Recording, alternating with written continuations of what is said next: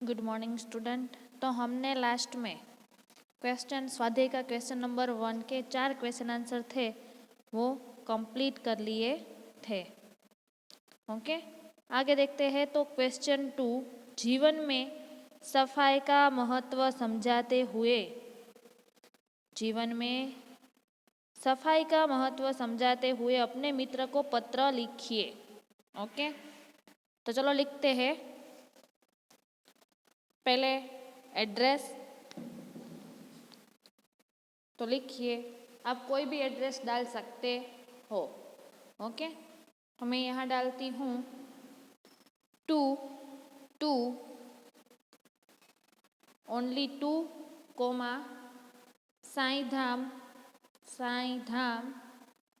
नीचे लिखिए थान रोड, नीचे लिखिए चोटीला, नीचे लिखिए चोटीला। आप कोई भी एड्रेस डाल सकते हो। ओके, डेट लिखिए आज की ही 10/1/2021। ओके, नीचे लिखिए प्रिय मित्र, आपको जिसका नाम लिखना है वो उसका नाम लिख लीजिए। प्रिय मित्र डैश डैश डैश, प्रिय मित्र डैश डैश डैश, नीचे लिखिए नमस्ते,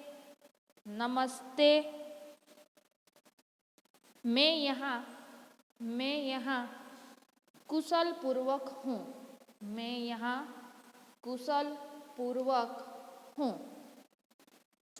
परंतु तुम्हारे यहाँ कई तरह की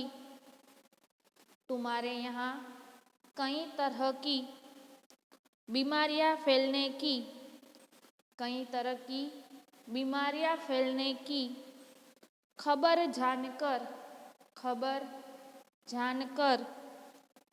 दुख हुआ, परंतु तुम्हारे वहाँ कई तरह की बीमारियां फैलने की खबर जानकर दुख हुआ। ये बीमारियां, ये पैराग्राफ पढ़ के लिखना, ये बीमारियां गंदगी से फैलती है, यह बीमारियां गंदगी से फैलती हैं। हमारे यहाँ के लोग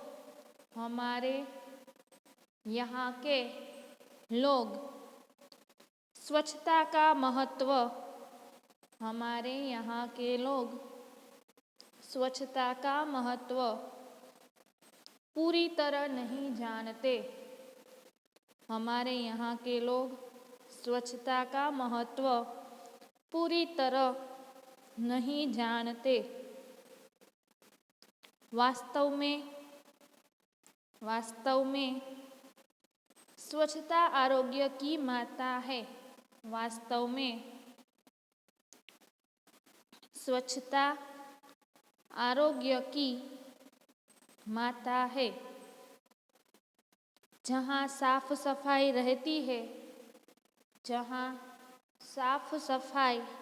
रहती है, कोमा वहाँ रोगों को पैदा करने वाले मक्खी मच्छर जैसे जीव जंतु नहीं होते, वहाँ रोगों को पैदा करने वाले मक्खी मच्छर जैसे जीव जंतु नहीं होते। शरीर को साफ सुथरा रखने से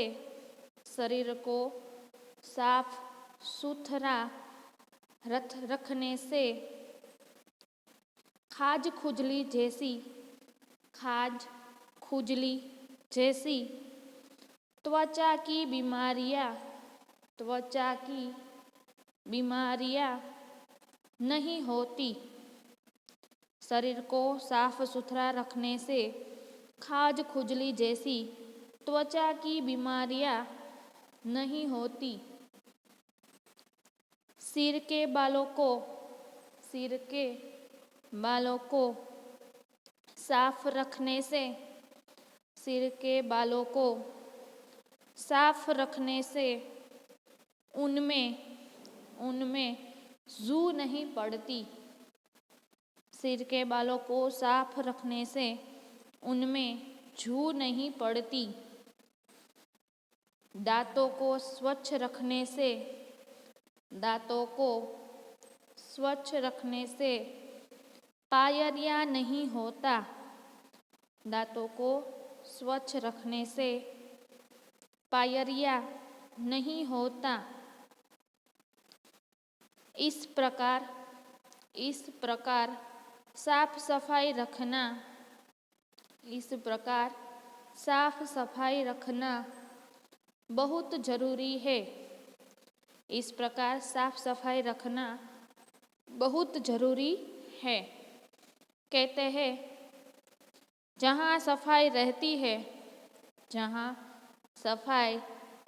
है, वहाँ भगवान का वास होता है। जहाँ सफाई रहती है, वहाँ भगवान का वास होता है। पैराग्राफ। पत्र लिखना। घर के बड़ों को प्रणाम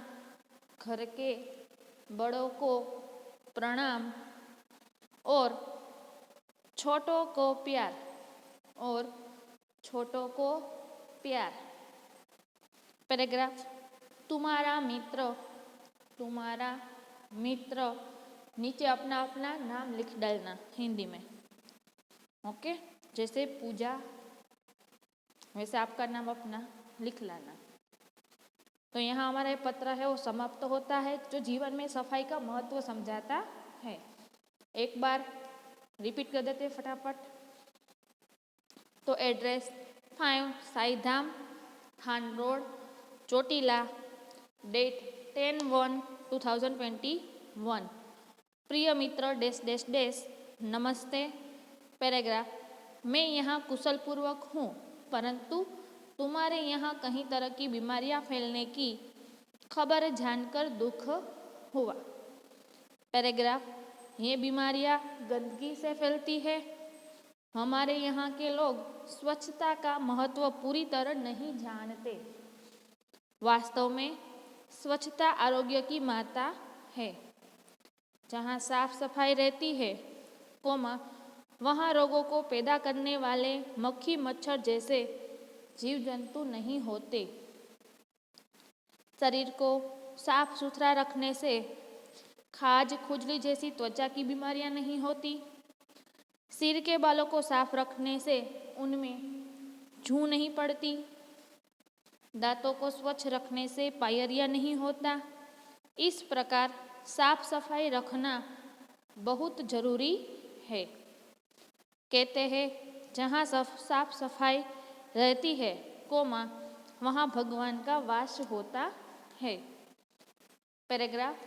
पत्र लिखना। घर के बड़ों को प्रणाम और छोटों को प्यार। पैराग्राफ। तुम्हारा मित्र और नीचे आपका नाम। Okay, complete. लेटर बी आप यहाँ लिखो तो भी कोई प्रॉब्लम नहीं है, पीछे लिखो तो भी कोई प्रॉब्लम नहीं है। ओके, आगे देखते हैं प्रश्न 3। निम्नलिखित वाक्यों के काल पहचानिए। निम्नलिखित वाक्यों के काल पहचानिए। पहला है मैं क्रिकेट खेलता हूँ। मैं क्रिकेट खेलता हूँ। तो सामने डैश कर लिखिए सामान्य वर्तमान काल। सामान्य वर्तमान काल मतलब सिंपल प्रेजेंट टेंस। सामान्य वर्तमान काल, क्योंकि वो खेल रहा है। ओके, मैं क्रिकेट खेलता हूँ मतलब कि डैश कर लिखिए सामान्य वर्तमान काल। आपको वर्तमान काल सामान्य है, पूर्ण है, अपूर्ण है वो नहीं लिखना है, लेकिन आपको जानने के लिए आपको एग्जाम में सिर्फ वर्तमान काल, भूतकाल या भविष्य काल ही लिखना है। ओके, तो सामान्य वर्तमान काल। दूसरा देखते हैं, मैं कल अंबाजी गया था। मैं कल अंबाजी गया था। तो लिखिए पूर्ण भूतकाल, पूर्ण भूतकाल, पूर्ण भूतकाल। तीसरा, कोई गाना गा रहा है।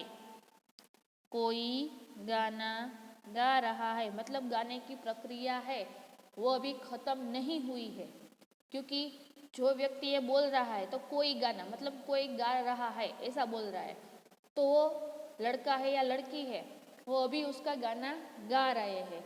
तो ये वर्तमान काल है, लेकिन कैसा है? अपूर्ण वर्तमान काल, क्योंकि अभी वो गाना गा रहा है। तो क्या आएगा? अपूर्ण वर्तमान काल,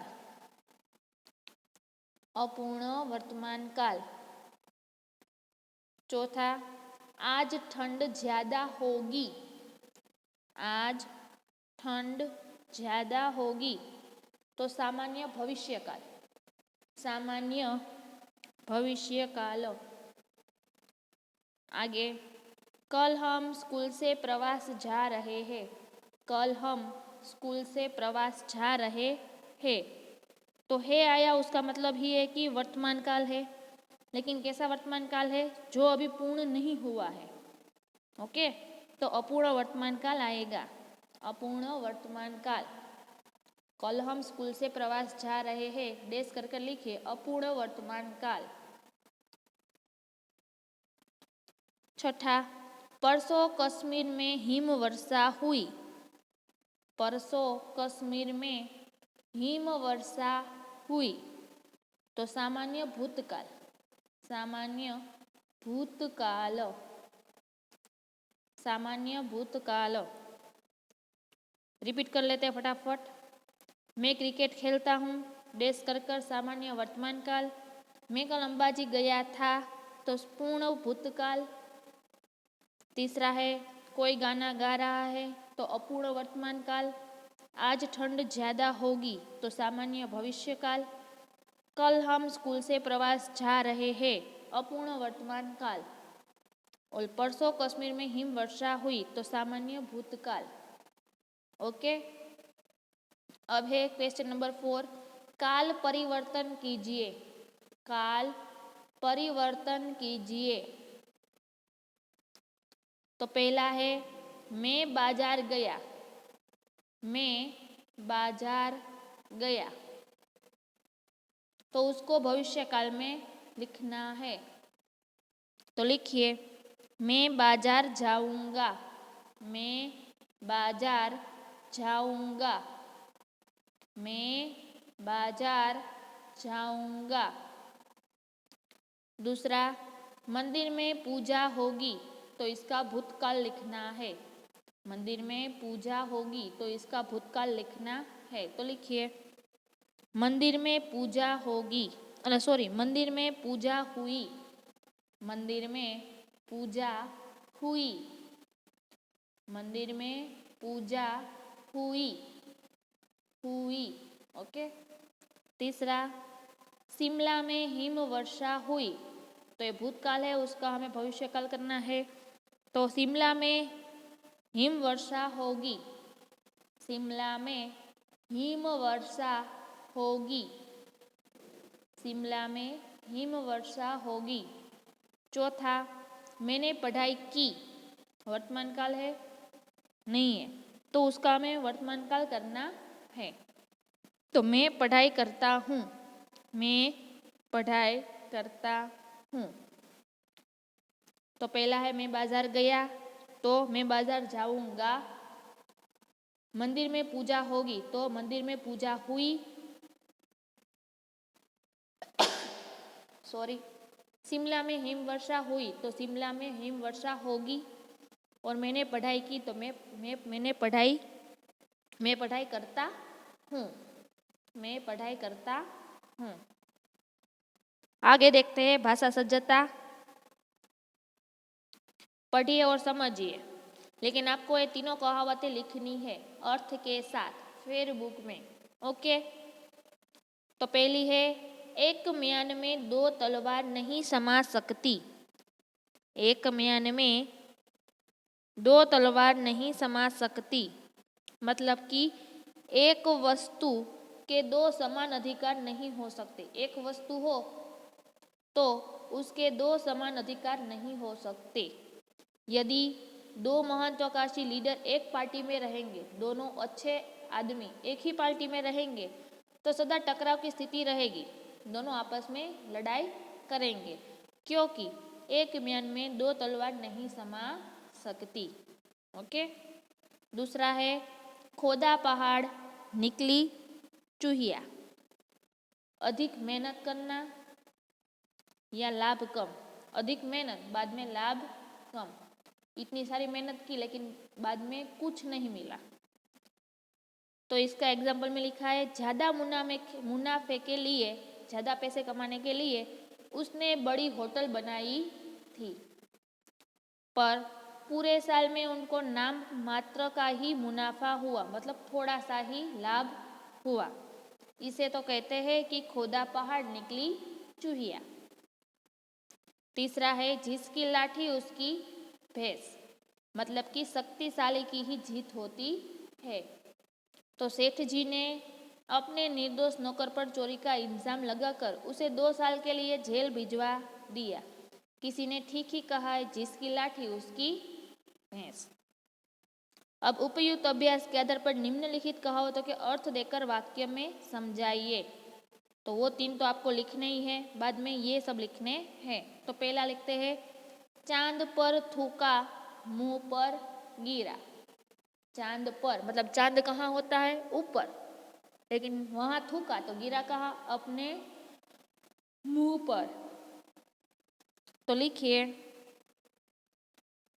पहले उसका अर्थ समझते हैं, तो डैश कर कर उसका अर्थ सामने लिखिए। सज्जन की बुराई करने से, सज्जन की बुराई करने से अपना ही नुकसान होता है। सज्जन की बुराई करने से अपना ही नुकसान होता है। अब उसका पूरा अर्थ देखते हैं। तो लिखिए वाक्य, मतलब बड़ा लिखना है। ओके, तो एक पत्रकार ने एक संत की निंदा की। एक पत्रकार ने एक संत की निंदा की।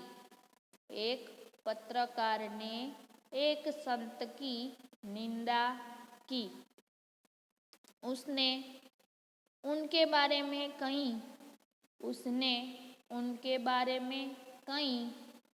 उल्टी सीधी बातें लिखकर छपवाई।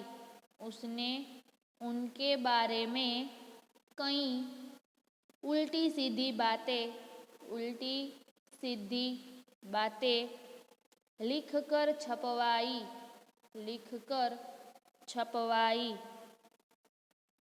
लोगों ने उसे बहुत समझाया,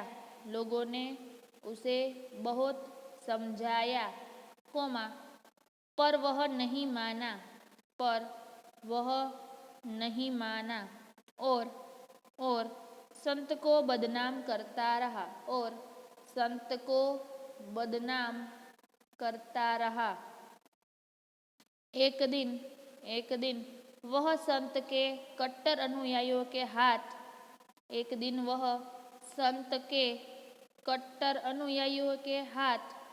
पड़ गया। एक दिन वह संत के कट्टर अनुयायियों के हाथ पड़ गया। उन्होंने उसकी अच्छी धुलाई की। तब वहाँ खड़े एक व्यक्ति ने कहा, अरे भाई, चांद पर थूका मुंह पर गिरा। चांद पर थूका मुंह पर गिरा। पूरा देख लेते हैं।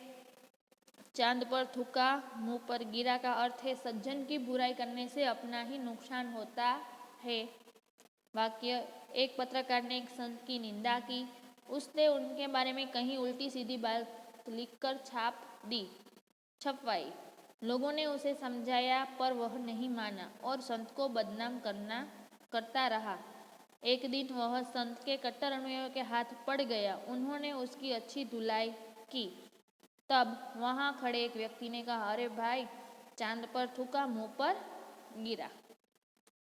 दूसरा देखते हैं, छोटा मुंह बड़ी बात। छोटा मुंह बड़ी बात, तो इसका अर्थ लिखिए, अपनी योग्यता से बढ़कर बात करना। अपनी योग्यता से बढ़कर बात करना। अपनी योग्यता से बढ़कर बात करना।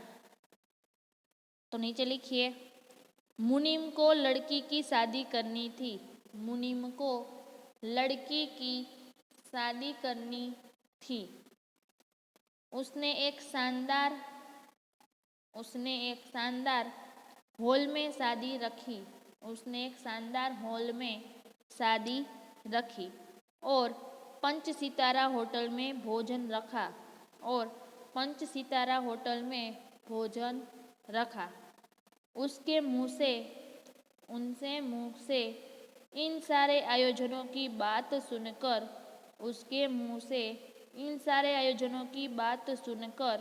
सेठ बोले, भाई, यह तो छोटे मुंह बड़ी बात है। यह तो छोटे मुंह बड़ी बात है। फिर से, छोटा मुंह बड़ी बात, तो अपनी योग्यता से बढ़कर बात करना। मुनीम को लड़की की शादी करनी थी। उसने एक शानदार हॉल में शादी रखी और 5 सितारा होटल में भोजन रखा। उसके मुंह से इन सारे आयोजनों की बात सुनकर सेठ बोले, भाई, यह तो छोटे मुंह बड़ी बात है। मतलब कि उसकी परिस्थिति इतनी बड़ी नहीं है, फिर भी उसने बड़ा सा हॉल रखा शानदार, और जो 5 स्टार होटल होती है उसमें उसने खाना रखा। इसीलिए सेठ ने बोला कि छोटा मुंह बड़ी बात। तीसरा है, दूर के ढोल सुहावने। दूर के ढोल सुहावने, तो डैश कर लिखिए, दूर से हर चीज अच्छी लगती है।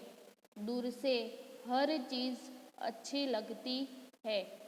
दूर से हर चीज अच्छी लगती है। नीचे लिखिए, एक सुंदर और स्वच्छ युवक अमेरिका से आया था। एक सुंदर और स्वच्छ युवक अमेरिका से आया था। एक सज्जन ने उसे देखा। एक सज्जन ने उसे देखा और उससे बातें की। वे उसकी बातों से बहुत प्रभावित हुए। वे उसकी बातों से बहुत प्रभावित हुए और उसे अपनी लड़की दिखाई। युवक को लड़की पसंद आई। युवक को लड़की पसंद आई। लड़की भी युवक से विवाह करने को राजी हो गई। लड़की भी युवक से विवाह करने को राजी हो गई। विवाह के बाद जब लड़की अमेरिका पहुंची तो पता लगा कि उसका पति वहां के एक होटल का बेरा था और छोटी सी जगह में रहता था। लड़की को बहुत पछतावा हुआ और उसने मन ही मन कहा कि सचमुच दूर के ढोल सुहावने लगते हैं। दूर के ढोल सुहावने लगते हैं। पूरा देख लेते हैं। दूर से ढोल सुहावने लगना मतलब दूर से हर चीज़ अच्छी लगती है। एक सुंदर और स्वच्छ युवक अमेरिका से आया था। एक सज्जन ने उसे देखा और उससे बात की। वे उसकी बातों से बहुत प्रभावित हुए और उसे अपनी लड़की दिखाई। वे उसकी युवक को लड़की पसंद आई। लड़की भी युवक से विवाह करने को राजी हो गई। विवाह के बाद जब लड़की अमेरिका पहुंची तो पता चला कि उसका पति वहाँ एक होटल का बेरा मतलब नौकर था और छोटी सी जगह में रहता था। लड़की को बहुत पछतावा हुआ और उसने मन ही मन कहा कि सचमुच दूर के ढोल सुहावने होते हैं। ओके, चौथा है वो हम अगले लेक्चर में देखेंगे। यहाँ तक रखते हैं। ओके, इसमें कोई डाउट है? आज जितना लिखवाया उसमें कुछ डाउट है तो आप लेक्चर खत्म होने के बाद पूछ सकते हो। ओके, वरना इतना फेयर बुक में अच्छी राइटिंग में लिख लेना। Okay, thank you.